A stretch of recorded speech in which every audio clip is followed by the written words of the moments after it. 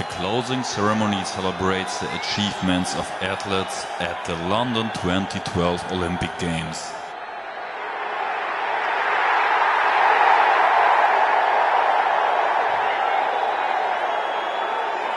And includes a handover from one host city to the next.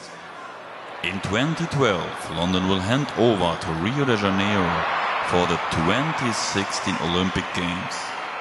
The closing ceremony also featured the extinguishing of the Olympic flame, signaling the end of the Games.